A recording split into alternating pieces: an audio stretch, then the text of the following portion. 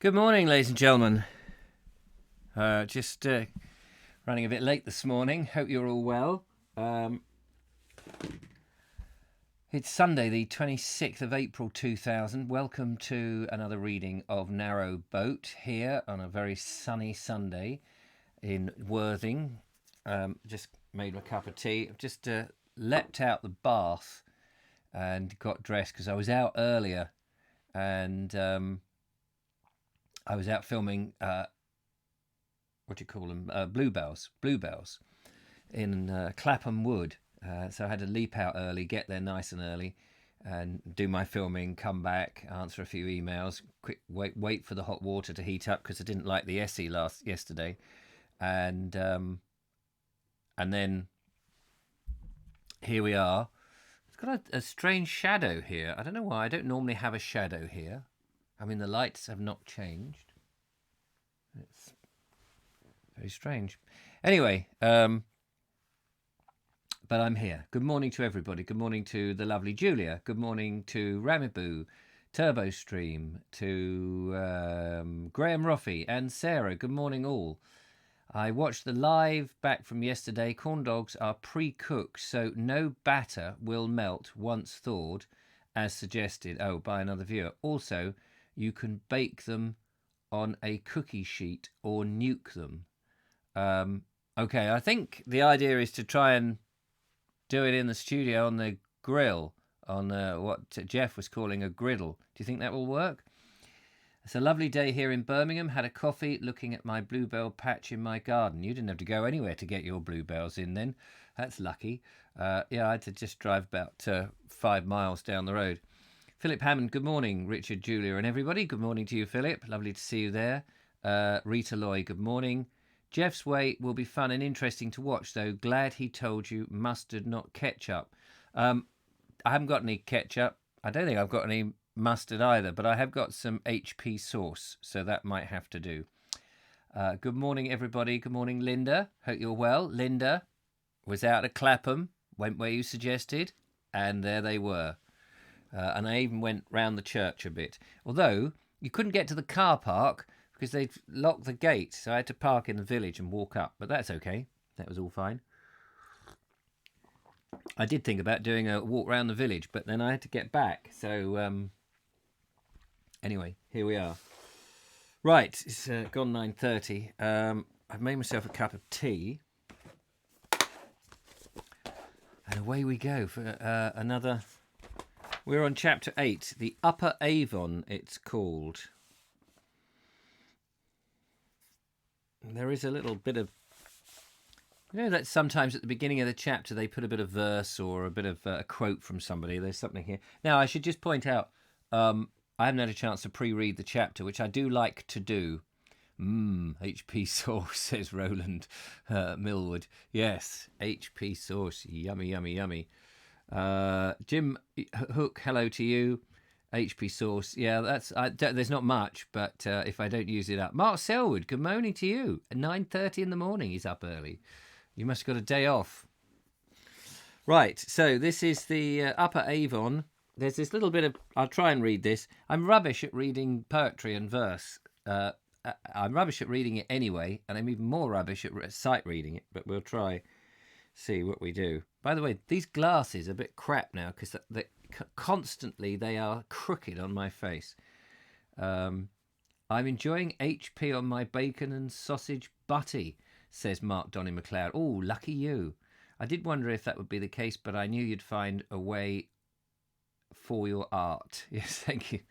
For me art. For me art. No, not your art, you fool. Morning, English Andy. Good morning to you. Lovely to see everybody here. So this little bit is a text I'm trying to get to. It says, piping Pebworth, dancing Marston, haunted Hilborough, hungry Grafton, dodging Exhall, Papist Wixford, beggarly... See, I knew I'd get it wrong. Beggarly Broom and drunken Bidford. No idea what that refers to. Yesterday, I think, or was it the day before, I was sneezing a lot. I think I've got red hot pokers growing in my front garden. These are these long plants with the thing. And I've been sitting out there reading, and I think I might have got a slight touch of hay fever. I don't normally get hay fever, but the other day I was just couldn't stop sneezing. It was like, so I may start sneezing again, but it's gone. Still healthy. Sorry about the slurp. It's a brown sauce in the style of ketchup. Oh, what's HP sauce? Yes, HP sauce is it's a brown sauce. It's HP is short for Houses of Parliament.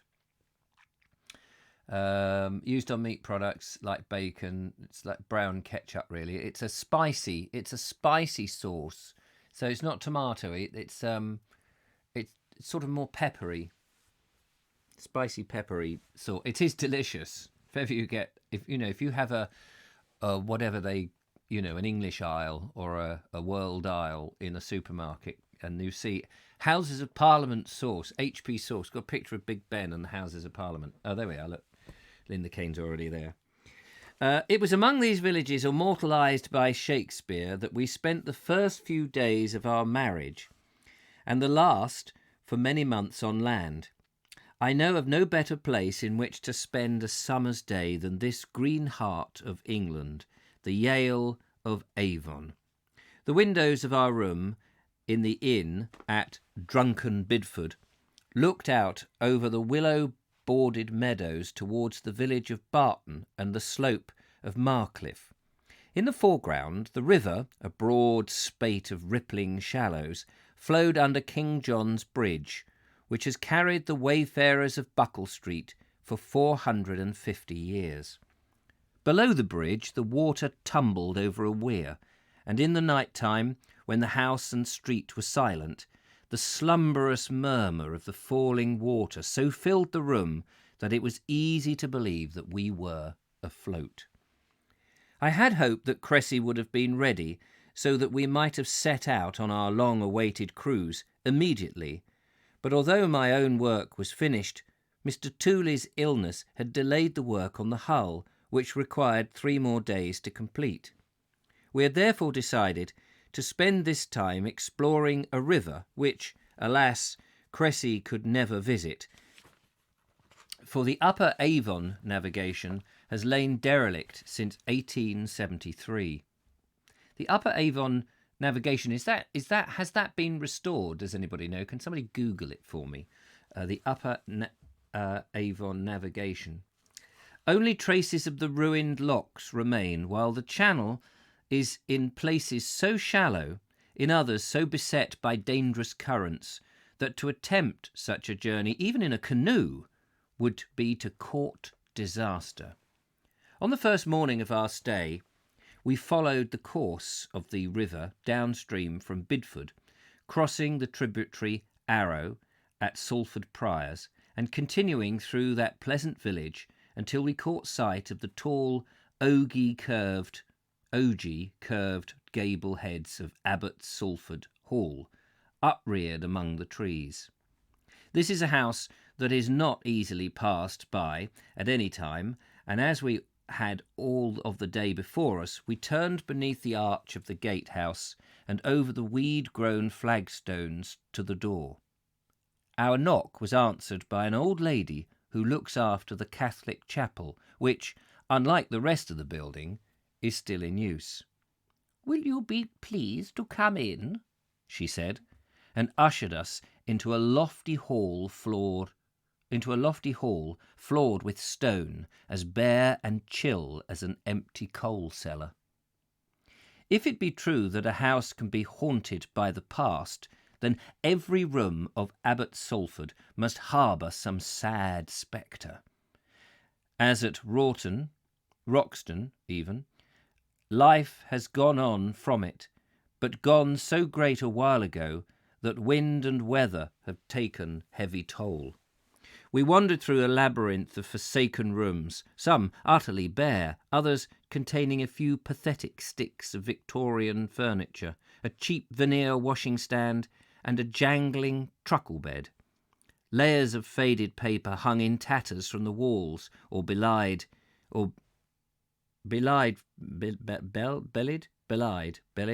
from the ceiling, stained with damp and stirred into an uncanny rustling by unsuspected draughts.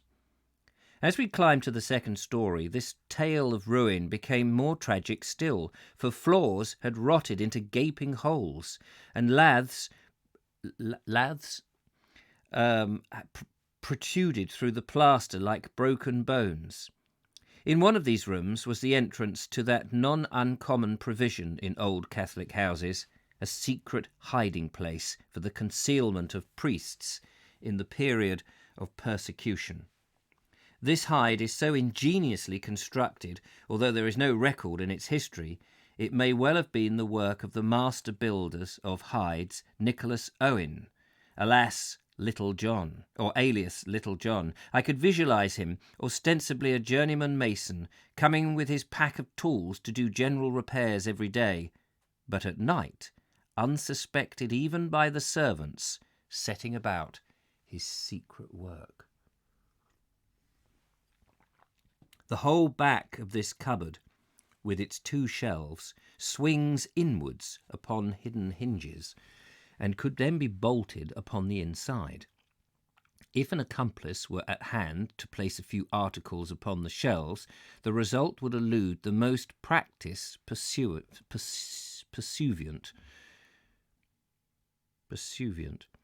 Who knows who would have sought shelter there? Perhaps one or both of the erstwhile notorious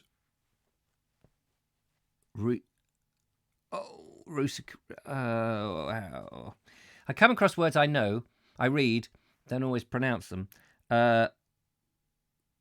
Rusicants. That's not right.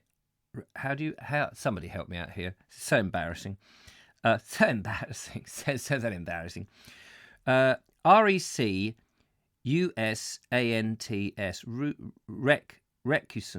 Recusants. Recusants. Not quite sure how you pronounce that. Somebody could help me there. Anyway, these erstwhile notorious Rusicants, whatever, Father Garnet and Father John Gerard. The old hall is called the Nunnery, locally, because it once gave shelter to a certain French order, and I thought the most pleasant room in the house was the great garret under the roof, which is reputed to have been their dormitory. It's an airy place of whitewashed plaster walls and fine high windows, which look out over the treetops to the river. Nevertheless, we were glad to be out in the bright sunshine again, with the scent of warm grass about us, for the whole house struck cold as a vault, even on this summer's day, and over all there lay a heavy mouldering smell of damp and clay. And as we left the starring windows of the old hall behind, or even the staring windows of the old hall behind, walking over Worcester Meadows towards the river, there came into my head those lines from Hood's Haunted House. Over all there hung the shadow of a fear, a sense of mystery the spirit daunted, and said as plain as whisper in the ear, the place is haunted. We had thought to cross the river at Cleve Mill, and so climb the farther bank to Cleve Prior, but the floods of the early spring had made a yawning breach in the weir sill, carrying with it the wooden footbridge. No doubt it was the violence of the annual floods which led to the abandonment of the old navigation, for they must have inflicted serious damage to the locks. Beyond the weir stood the old mill, beautifully placed under the steep shoulder of Cleve Hill, but it had become a tea-house for Birmingham anglers and wheelers, But it had become a tea-house for Birmingham anglers, the wheels silent forever. Determined to cross the river somehow, we walked 2 miles further downstream to Harvington Mill. This too was abandoned and stood in the grounds of a substantial Georgian farmhouse of a type that's frequently met with in the Vale of Evesham. It was a secluded place far removed from the road, and our approach set dogs a-barking, while fan-tailed pigeons rose from the roof ridge like wind-blown white cloths as we went to the door. Certainly we might cross the river, we were told, but there was no bridge. We would have to wade across the head of the weir. Determined not to be intimidated, although the noise of falling water seemed alarmingly loud, we were led along a narrow mown pathway through a jungle of reeds and withies, past the mill to the weir brink. The mill race and the old navigable channel by the ruined lock made two little islets, so lost and so densely overgrown with nettles, old rotting willows and gnarled apple trees, that a fugitive could have lain hidden there for 12 months. The Avon looked perilously swift and deep, but we took off our shoes and stockings and set forth as medieval pilgrims must have done when they journeyed to the holy blood of Hales, or to pluck a twig from the holy thorn at Glastonbury. By keeping to the weir sill, the water did not come over our calves, and 10 minutes' walk through the meadows on the farther side brought us to the Fish and Anchor, a solitary inn where we celebrated our crossing. Our frugal lunch of bread and cheese and beer would not have been so welcome had there been a bridge across the river at Harvington. On our return by the same route, we were welcomed by the mother and daughter of the farm, simple and most kindly people, who showed us their garden, gracious lawns sloping to the water's edge, and half-wild flower beds crowded with marigolds, Canterbury bells, and sweet William. They took an unfeigned and unaffected delight in displaying their flowers and fruit, dogs and cats, each of which had its own story. The most interesting of these concerned the fine house plant, or house leek, as it's sometimes called, which grew on the roof of an outbuilding. One day, we were told, a family of gypsies had encamped nearby, as they are wont to do in the neighbourhood, for pea-picking. Their youngest child was taken ill with pneumonia, so ill that her life was despaired of until by some means the parents discovered the existence of the house plant. They were permitted to take away some of the thick cactus-like leaves, from which they made an infusion, and the child rapidly recovered when this primitive medicine had been administered. The sceptic will say in spite of rather than because, but it is unduly credulous to the credit of the wandering gypsy with shreds of ancient wisdom which the more civilized have lost. In this quiet remote place by the dreaming river, stranger things would have seemed literal truth. Let's have a look. The Upper Avon navigation still to be open. Renovated, started in 1974. Thank you very much, Linda Kane. There you go. Cheeky bugger, Mark Donny McLeod. I'm under the duvet, says Mark. Oh, fair enough. Robert Bray, looks like you can, open but not run by the CRT. Oh, right. Bit like the Aaron and Way then, I imagine, that opened, and I think is in its own little trust. Yes. Did anyone find what that rusicrance was? I don't know what that word is. A person. Oh, here we go. A person who refuses to obey an established order specified in England in the 16th century. A Roman Catholic who refused to attend services. Yes. How do we? I bet so photogenic. Must be difficult not using places. Just looking to see if anyone had given me the pronunciation, but not to worry. Have another slurp.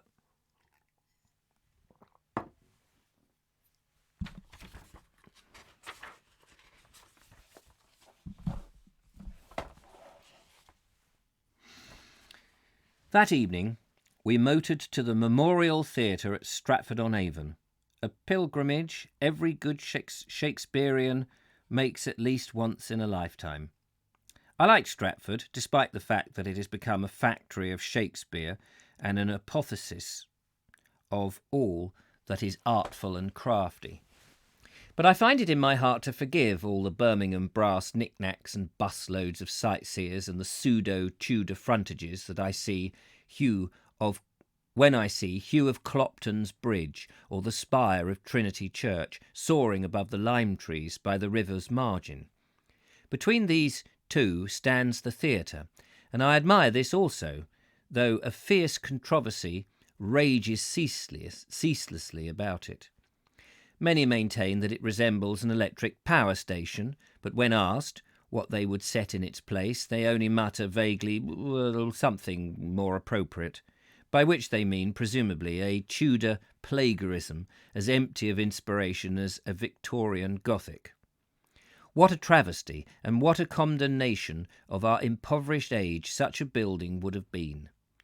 The brickwork of the new theatre harmonises gracefully with Clopton Bridge, otherwise it rightly belongs to our age, and is one of the very rare examples of modern architecture wherein crystallised style seems to actually have emerged from a bewildering conviction of form, of pretentious...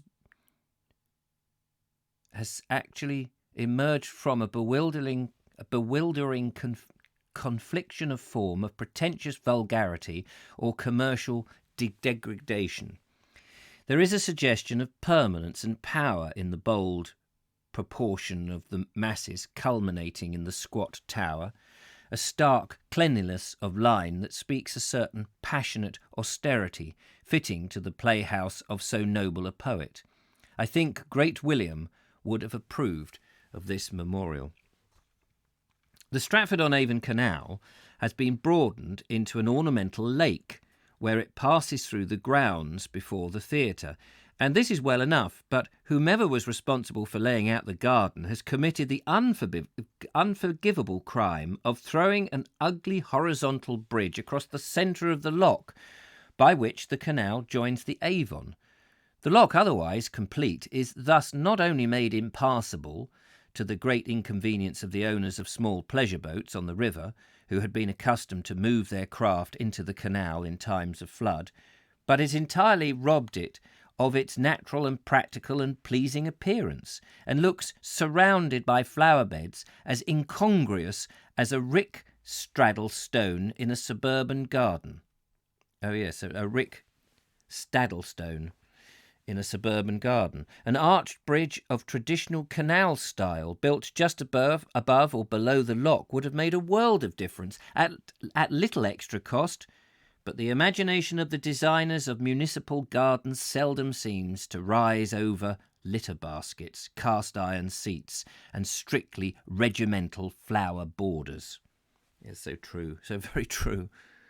Under the wall, in the corner of the gardens near Clopton Bridge, there rests a relic which most visitors to Stratford miss because it had nothing to do with Shakespeare. This is no less than one of the wagons which once ran on the ancient horse tramway between Stratford and Shipston-on-Stour.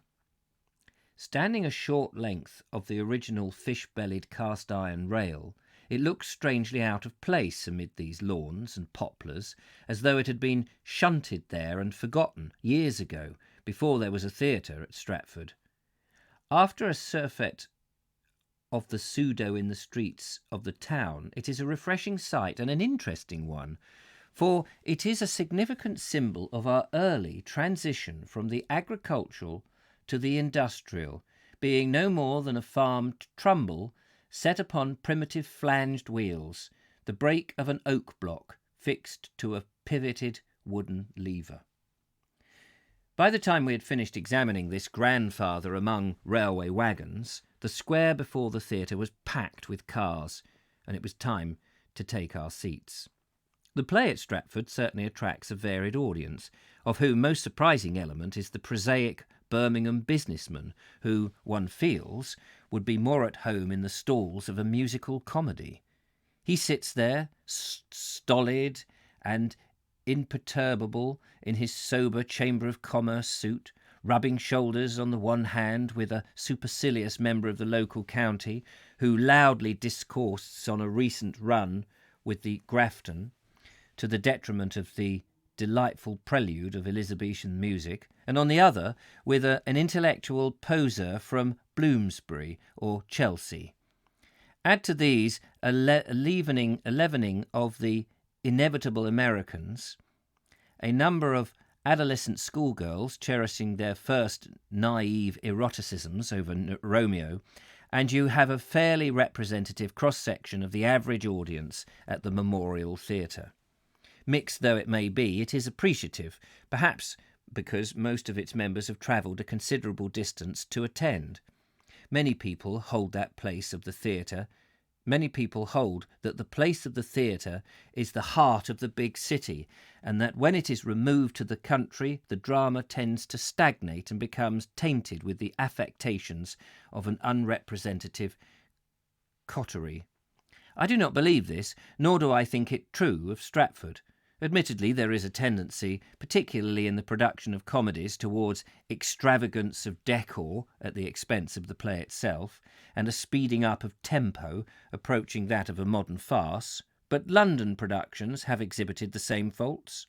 Certain it is that I would rather leave the play in the dark quiet of the Avon flowing beneath her bridge than for the discordant clamour of some city street.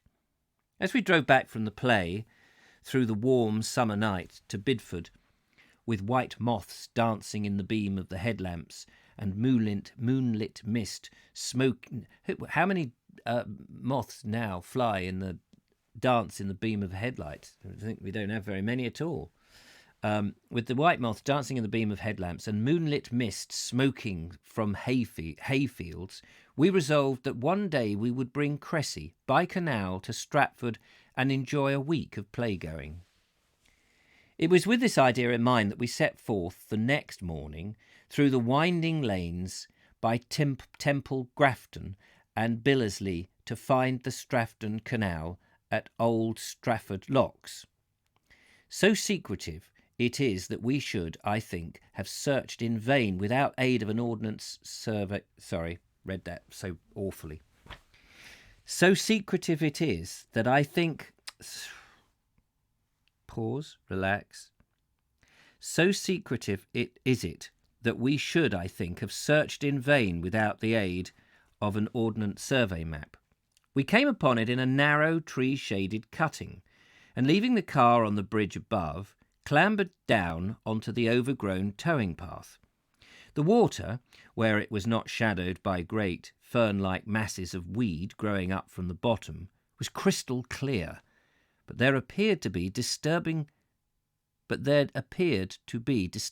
little depth. A flotilla of plump Aylesbury ducks which swam purposely by seemed to be the only traffic. But we walked in the direction of Stratford to have a look at one of the locks, and found them, and to our surprise, in excellent order. We encountered almost an original type of overbridge. It was of extremely short span, there being no towing path beneath, and the space between the brick abutments being only a boat's width. This would have meant that the boatman must unhitch his tow line, save for a most ingenious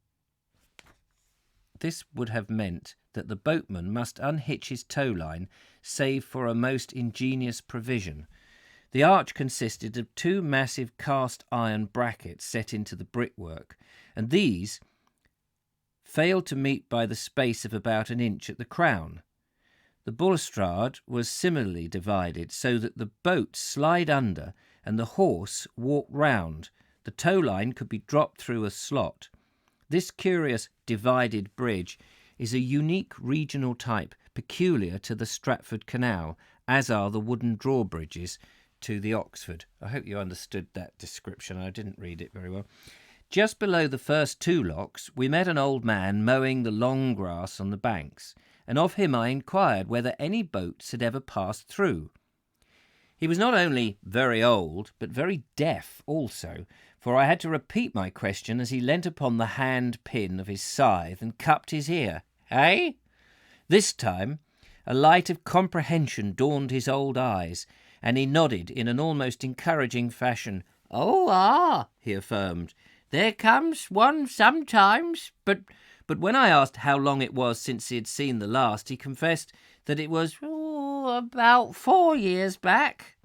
He went on to explain how the railway company who owned the canal had killed the traffic by raising the tolls, but were forced to maintain it in theoretically navigable order.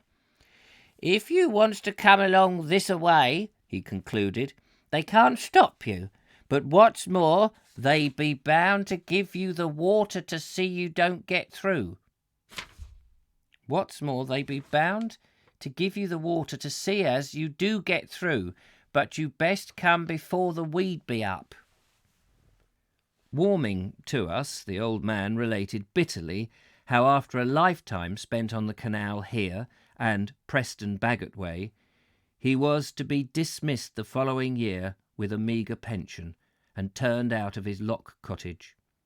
"But," he concluded, with a malicious twinkle in his eye, "there bain't be no road." Now, here we go. "There bain't no road to 'em.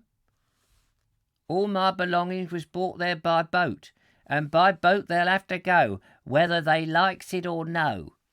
He turned once more to his mowing, handling his scythe with the effortless grace of a countryman born, and we left him pondering the manifold sins of railway companies, but more than ever determined to make an assault upon the canal in the not far distant future. The sight of this forgotten canal idling through the quiet fields, combined with the brilliant weather of high summer, made us doubly anxious to embark on our voyage. So the following morning we took the road by Sunrising Hill back to Banbury. We arrived at the boatyard to see Cressy still on dock, but complete at last, her cabin work resplendent in a coat of fresh blue paint bordered with scarlet, a tiller painted in bands of many colours like a barber's pole, and a knot of ropes on her bow. These last had been painted by Herbert Tooley in fair imitation of his father's work.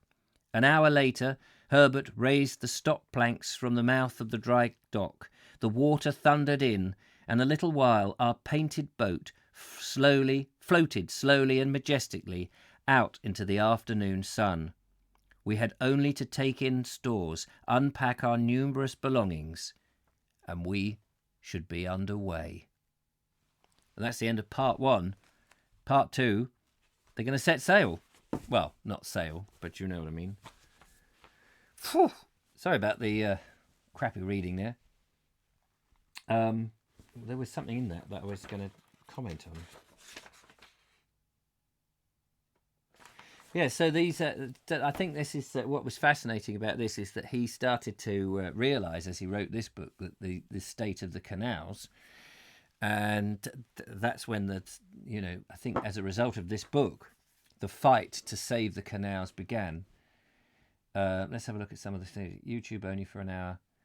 Basically a bridge that doesn't meet in the middle, allowing a gap for the rope to pass. Yes, thank you very much. Sorry, I didn't read the description very well. I hadn't pre-read the chapter. Sensible Julia sees through HP source. All right, which is HP source. Yes. Nothing. Right. Okay. Never. Talking about food. About 2 chapters ago, says Linda Kane. Still talking about bloody HP source. It was ages ago. Yes, I did read that.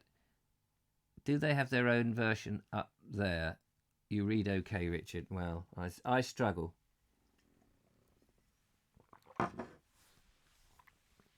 Should we just do a little bit more? Let's get going. Should we get going? Let's see how much. Oh, blimey, it's a long old chapter. Well, we might just do a bit, shall we? Part 2. Banbury to Braunston. I think I've been to Braunston. On an afternoon of the last week in July, the great moment arrived when we slipped Cressy's mooring lines and drew slowly away from the boatyard, heading northwards. Only Herbert Tooley on the bank and the blacksmith at the smithy door watched our unostentatious departure. Beside us, on the aft deck, stood Mr. Tooley senior in his Sunday suit and best bowler. He had suggested giving us a hand as far as Cropperedy. I think I've been to Cropperedy as well. Like a child, like eagerness lurking beneath his deliberately casual offer that we had not the heart. Oh. He had suggested giving us a hand as far as Cropperdy. Such a childlike eagerness lurking behind his deliberate casual offer that we had not the heart to refuse the old man.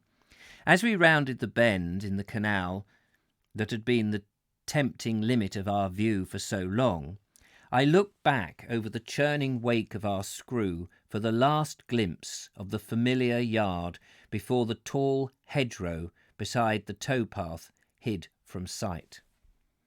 For a quarter of a mile, the canal ran close beside the main road to Coventry, a dreary stretch of tarmac made hideous by hoardings, and along which cars and lorries were buzzing fretfully. But soon we veered away to the east, towards open country, and entered Salmon's Lock, the first on our journey. Because we were locking uphill, the lock chamber was empty, and the cavernous walls of dripping brick rose high above our deck, with only a few inches to spare on either side. When we had closed the bottom gate behind us and raised the top sluices, or paddles, the pent-up water thundered into the lock, foaming about Cress's bows like a mill race, so that the bright paintwork glistened with spray. This is the spectacular and satisfying reward for the labour of lifting the heavy paddles, a sight that I have never tired of watching, seated on the lock beam as the boat lifts gently upward. As the lock fills, calm slowly returns to the water, until only flecks of foam and little eddying whirlpools remain, and the one sound is the gentle scraping of the rope bow fender against the lock gates. We always made this labour of lockage a leisurely affair, unless we were holding up another boat. But the boatmen who have their living to earn work their way through with deceptive speed, and send a member of the crew hot foot along the towpath to prepare the locks in advance. When we moved out of the lock into the pound above, we soon left all trace of Banbury's outskirts behind, and found ourselves winding through deserted water meadows beside the Cherwell, our only spectators the cattle on the banks, who looked up from their grazing to gaze in mild curiosity, wisps of lush grass protruding from the corners of their mouths. No one who has experienced it can fully appreciate the unfailing fascination of this tranquil voyaging. The movement of the narrowboat is like nothing else in the world. As Temple Thurston so aptly wrote, "It is no motion, or it is motion asleep." Stand on Cress's foredeck with eyes closed and no sense of motion is left. Open them and you see the buff bows gliding over the still water, while the ever-changing scene of trees and hills, fields and farms drift past at so measured a pace that the eye has full time to ponder every detail. These spells of idleness are made more pleasurable because they alternate with the labour of the locks, and we passed through 3 more before we came to Cropperdy at 5 o'clock that evening. Here we bade farewell to Mr. Tooley, watching his bent figure hurrying over the bridge and up the village street to catch the Banbury bus until his familiar bowler hat bobbed out of sight, in fact. Cropperdy is not a canal village. The fine church, with its beacon tower and the street of thatched stone cottages that slopes down to the canal bridge, were old in 1644, when they watched the plumed cavaliers sweep by in brave array to do battle with King Charles in the meadows of the Cherwell. Yet the gulf of years narrows with age, so that Cropperdy has become to accept the canal, dreaming beneath its old brick bridge, as part of itself, for it is 160 years since the first boat floated by. Later that evening we walked to the sign of the Red Lion halfway up the street and found a village inn of the best type that has resulted... Sorry, moment of madness there. Later that evening, we walked to the sign of the Red Lion halfway up the street and found a village inn of the best type which has escaped both stuffy Victorianism and the old world reconstruction of our own age. The bar parlour was as simple and unpretentious as it always had been. A stone-flagged floor, benches and tables of wood whitened by constant scouring, and a great open fireplace with its crane and ratchet hooks, sunken ash pit, and snug seats beneath the yawning chimney breast. Our beer was drawn straight from the wood in the cellar, so cool that mist formed on the glass. We sat drinking contentedly in this quiet place, listening to the leisurely quarter chime of the church clock, and trying to decipher one of the old puzzle cards, once so popular in country inns, which hung on the wall opposite, yellowed by years of exposure to shag tobacco smoke. "Here's to old Pa," it ran, "and pen da S. Oh," there's this sequence of stuff that you have to decipher, which you can't possibly read out. "The moral sentiment is excellent." Is it? I can't work it out. "The moral sentiment is excellent, but beyond that I can give no clue, for beneath it in heavy type was the clause, NB, no teaching one another to read the above under forfeiture of a quarter of the landlord's best ale.